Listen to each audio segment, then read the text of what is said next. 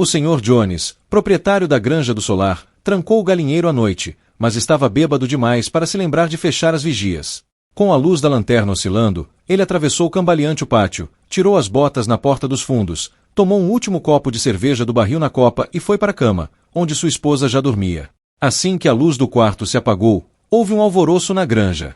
Durante o dia, havia circulado o boato de que o velho major, um porco premiado, tivera um sonho estranho na noite anterior e queria contá-lo aos outros animais. Combinaram encontrar-se no celeiro assim que Jones se retirasse. O velho major, conhecido por sua sabedoria e benevolência, estava deitado em sua cama de palha sob um lampião, no fundo do celeiro. Todos os animais começaram a chegar e se acomodar. Os primeiros foram os 3 cachorros, seguidos pelos porcos, galinhas, pombas, ovelhas e vacas. Sansão e Quitéria, os cavalos de tração, chegaram juntos, cuidando para não pisar nos animais menores. Quitéria, volumosa e matronal, e Sansão, enorme e forte, eram muito respeitados na granja. Depois dos cavalos, chegaram Maricota, a cabra branca, e Benjamim, o burro. Benjamim, o animal mais velho e cínico da fazenda, raramente falava, e quando fazia, era com comentários irônicos. Ele tinha um carinho especial por Sansão, com quem passava os domingos em silêncio. Uma ninhada de patinhos órfãos entrou, e Quitéria os protegeu com a pata dianteira.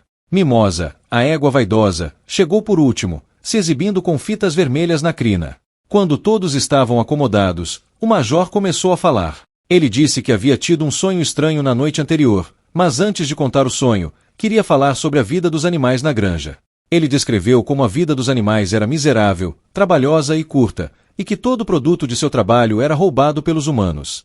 Major explicou que os humanos eram os verdadeiros inimigos dos animais e que a revolução era a única solução.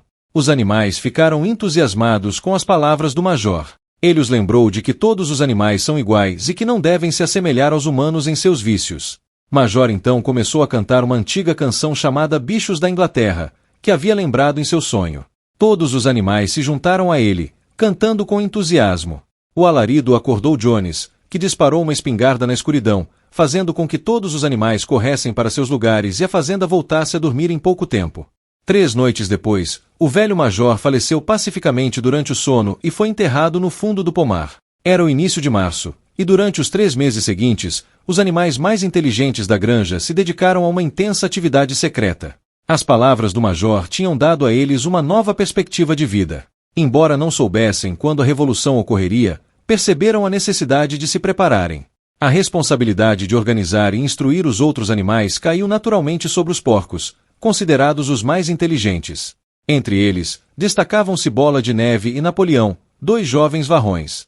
Napoleão, um porco Berkshire imponente, era conhecido por sua força de vontade. Bola de Neve, mais ativo e eloquente, era também criativo, mas sua reputação quanto à firmeza de caráter era menor. Outro porco importante era Garganta, um porquinho gordo com habilidades excepcionais de persuasão. Os 3 organizaram os ensinamentos do Major em um sistema de pensamento chamado animalismo. Várias noites por semana, realizavam reuniões secretas no celeiro, explicando os princípios do animalismo aos outros animais.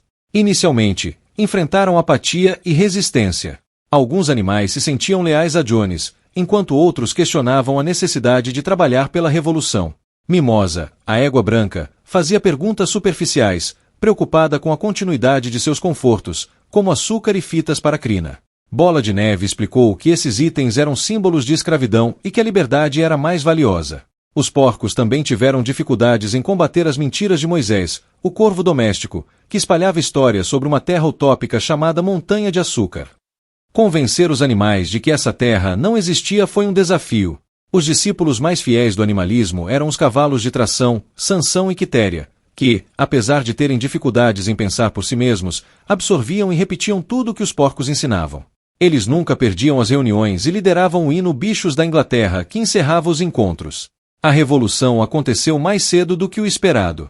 Jones, desanimado e entregue à bebida, negligenciava a fazenda. No dia 23 de junho, após um longo dia sem comida, os animais famintos se revoltaram e expulsaram Jones e seus homens da granja.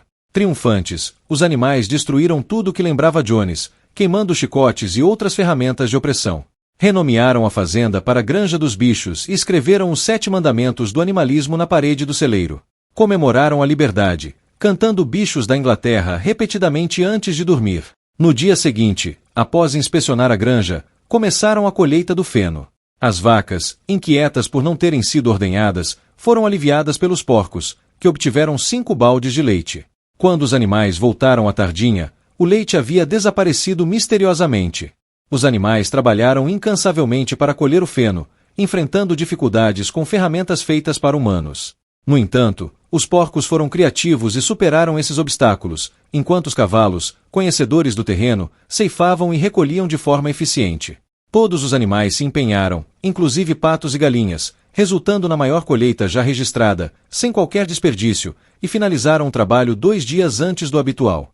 Durante o verão, o trabalho na granja foi bem organizado e eficiente. Os animais estavam mais felizes e satisfeitos, pois agora produziam e consumiam sua própria comida, sem a interferência dos humanos.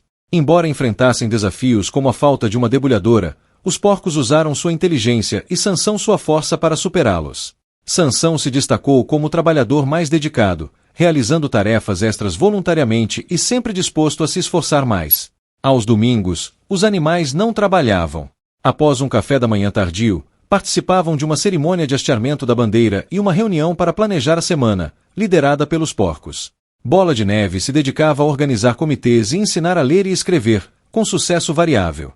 Enquanto isso, Napoleão focava na educação dos jovens, assumindo a responsabilidade de criar e educar os cachorrinhos nascidos após a colheita. O mistério do leite desaparecido foi esclarecido, era misturado à comida dos porcos. As maçãs também eram reservadas para eles, justificando a necessidade de manter a saúde dos porcos para evitar o retorno de Jones.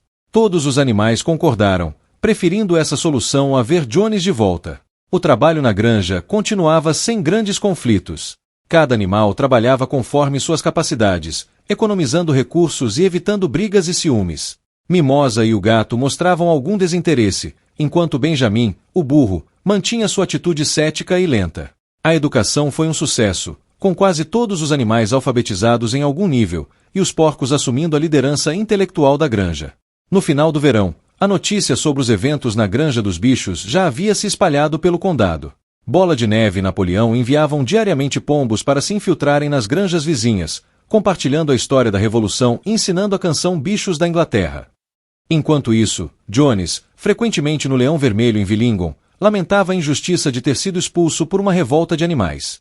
Outros granjeiros simpatizavam com ele, mas, no fundo, buscavam tirar proveito de sua situação, especialmente devido às suas desavenças constantes. As granjas vizinhas à Granja dos Bichos eram Foxwood e Pinchfield, ambas com proprietários muito diferentes. Sr. Pilkington, de Foxwood, era relaxado e desleixado, enquanto o Sr. Frederick, de Pinchfield, era astuto e implacável. Ambos estavam alarmados com a revolução e tentavam impedir que seus próprios animais soubessem dos detalhes. Inicialmente, os granjeiros ridicularizavam a ideia de animais administrando uma granja, mas com o tempo, e ao verem que os animais não estavam enfraquecendo, começaram a espalhar boatos terríveis sobre a vida na Granja dos Bichos. Mesmo assim, os boatos sobre um lugar onde os animais se autogovernavam continuaram a se espalhar, gerando uma onda de rebeldia na região. Animais normalmente dóceis começaram a se comportar de forma rebelde, e a canção Bichos da Inglaterra se tornou um hino de resistência, apesar das tentativas dos humanos de suprimi-la. A canção se espalhava rapidamente, sendo cantada por aves e até ressoando no trabalho dos ferreiros e no tocar dos sinos das igrejas. Em outubro, uma grande excitação tomou conta da Granja dos Bichos com a chegada de pombos trazendo notícias de que Jones e seus homens, juntamente com reforços das granjas vizinhas, estavam se aproximando para retomar a granja. Bola de Neve, que estudará táticas militares, organizou a defesa. O primeiro ataque envolveu pombos e gansos causando confusão entre os homens, seguido por um ataque direto de animais liderados por Bola de Neve. Apesar de uma retirada estratégica dos animais, a verdadeira emboscada foi feita no pátio, onde cavalos e vacas surpreenderam os homens. A batalha foi intensa, com Sansão se destacando ao derrotar um dos homens com seus cascos. Eventualmente, os invasores foram expulsos em desordem, deixando a Granja dos Bichos vitoriosa. Um homem foi ferido seriamente por Sansão, mas Bola de Neve o consolou dizendo que, na guerra, tais incidentes eram inevitáveis. A vitória foi celebrada com a criação de condecorações e uma cerimônia para homenagear a ovelha morta em combate, marcando a batalha como um momento crucial na defesa da Granja dos Bichos. À medida que o inverno avançava, Mimosa tornava-se cada vez mais incômoda. Sempre atrasada para o trabalho, justificava-se dizendo que dormira demais. Queixava-se de dores misteriosas, mesmo comendo muito bem. Frequentemente abandonava suas tarefas para ir até o açude e admirar sua própria imagem refletida na água. Havia também boatos preocupantes. Um dia, Mimosa entrou no pátio alegremente, com um talo de feno na boca e balançando a cauda, quando Quitéria abordou. Mimosa, disse ela, tenho algo sério para conversar. Esta manhã, eu a vi olhando por cima da cerca que separa a granja da Foxwood.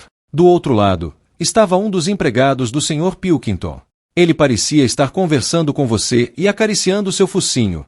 Mimosa negou energicamente, sem olhar Quitéria nos olhos, e depois correu para o campo. Quitéria decidiu investigar. Sem dizer nada a ninguém, foi até a baia de Mimosa e encontrou torrões de açúcar e fitas coloridas escondidos na palha. 3 dias depois, Mimosa desapareceu. Durante semanas, ninguém soube de seu paradeiro, até que os pombos trouxeram notícias de que a viram na parte mais afastada de Villingon. Lá, ela estava atrelada a uma carroça bonita, em frente a uma estalagem.